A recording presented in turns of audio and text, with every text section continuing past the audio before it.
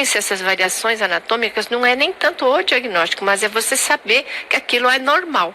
Né? Então, para você não submeter o paciente a exames desnecessários, né? Exames, procedimentos desnecessários, né? Sabendo que essas variações existem, tá? A gente vai começar falando do defeito parenquimatoso juncional, né? É um defeitinho, né? Que permanece, que persiste, devido a uma fusão incompleta das massas renais superior e inferior. Tá?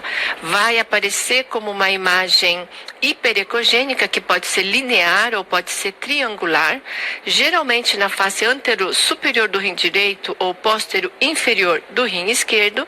E quando a gente encontra, né, essa imagem, os principais diagnósticos diferenciais são o quê? Angiolipoma, né, que é um tumor benigno, e uma cicatriz, né, uma alteração sequelar, né, renal. Tá? Mas lembrar, né, que existe esse defeito parenquimatoso juncional, que é uma variação anatômica. Outra variação anatômica é a hipertrofia da coluna de Bertin. Se a gente olhar o diagrama aqui, a gente vai ver que entre uma pirâmide renal e outra existe uma extensão aqui da cortical formando uma coluna. Então, isso daqui é o chamado coluna de Bertin. Quando você tem uma justaposição de duas dessas colunas, né, então uma aproximação de duas camadas deste parênquima, né, que forma a coluna de Bertin, você vai ter uma coluna de Bertin grandona. Né? Então, isso é a hipertrofia de coluna de Bertin. Vai aparecer no ultrassom como uma estrutura hipoecogênica que tem ecogenicidade igual à da cortical renal e que é contínua com a cortical renal, né? Geralmente localizada na junção dos terços superior e médio. Né? Precisa tomar cuidado o quê? Para não confundir com tumor. Né? Você vai submeter esse paciente a exames desnecessários, tá? Bem, a hipertrofia, né, essa coluna de Bertin hipertrofiada pode ter dimensões variáveis, então mas geralmente são menores que 3 centímetros e ocorre com mais frequência do lado esquerdo, no rim esquerdo, tá? A lobulação infraesplênica, também chamado de corcova de dromedário, devido a essa semelhança aqui, né? Criativo, a pessoa que inventou, nada mais do que a impressão do baço sobre o contorno renal. Né? Então, você tem o baço aqui montado no contorno renal e fica, então, essa impressão que lembra, né, a corcova de dromedário. Já foi questão de prova qual anomalia renal que a gente encontra só do lado esquerdo. A anomalia renal que a gente encontra só do lado esquerdo é a corcova de dromedário. Tá? Lobulação infraesplênica, porque o baço fica do lado esquerdo. Tá? Outra anomalia são as lobulações fetais. Então, é a persistência das lobulações fetais. Né? São frequentes, então, até os 4, 5 anos de idade, porém, mesmo em adultos, eles podem estar presentes em até 50% deles. Tá bom? A gente vai ver o quê? Como pequenas retrações do parênquima. Como a gente sabe que isso não é sequelar? Porque ele não acomete a espessura do parênquima. Né? Então, você tem a retração, né? Porém, a espessura, a ecogenicidade do parênquima estão preservados. E essas retrações, elas são alinhadas com as colunas de Bertin. Tá bom? Então, nada mais é do que a persistência da lobulação que você encontra no feto. Tá bom? Existe outra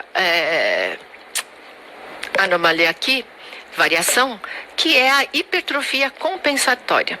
Aqui a gente está mais acostumado o paciente, por algum motivo, ou nasceu sem um dos rins, ou um dos rins é hipoplásico, ou fez uma nefrectomia de um lado, aí o que a gente encontra? Um aumento do rim contralateral. Então, isso é uma hipertrofia compensatória, tá? Difusa, né? Então, por a forma difusa, perda funcional do rim contralateral. Então, nefrectomia, genesia, hipoplasia, atrofia, displasia, o rim que sobra, né? Ele vai aumentar de tamanho porque ele tem que trabalhar por 2, né? Aqui a gente chama de rim vicariante. Então você vai ter um aumento das dimensões renais, e se você olhar para aquele rim, ele é igualzinho ao rim normal, só que ele é grande, maior. Ele mantém a anatomia, mantém as relações, né? Mantém a ecogenicidade. Então é igual ao rim normal, só que é grande. Agora, podemos ter essa hipertrofia focal. Este tipo de hipertrofia a gente encontra onde? Nos pacientes que têm nefropatia por refluxo. Então, é aquele paciente que tem refluxo, fica fazendo pielonefrites, né? Então, nos locais de pielonefrite, você tem destruição do parênquima. E o que acontece com o parênquima normal em volta? Ele hipertrofia, tá?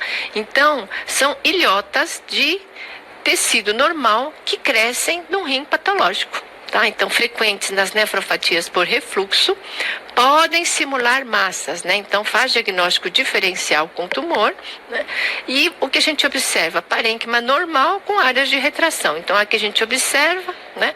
Se você olhar para esse rim, né, que eu coloquei aqui é um exemplo normal, né? Você tem um rim de um lado, pequenininho, sei lá por que causa, né? Pode ser variada, e o outro rim, então, ficou grandão. Então, esse rim media 7 centímetros de um lado, o rim esquerdo, e o rim direito, né, para compensar aquele rim, né, 12,6 centímetros, tá? Então, esse daqui é a forma difusa. Aqui ele está te mostrando uma forma focal. Se você passar uma linha aqui, ó, ele tem uma cicatriz aqui, né? Você tem uma área de afilamento e retração cortical, né?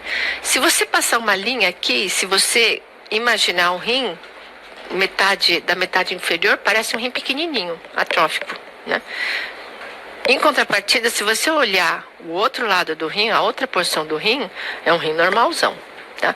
Então, por causa desta porção do rim, que por algum motivo sofreu e atrofiou, essa outra metade do rim cresceu, tá? Então, essa é a forma focal da hipertrofia.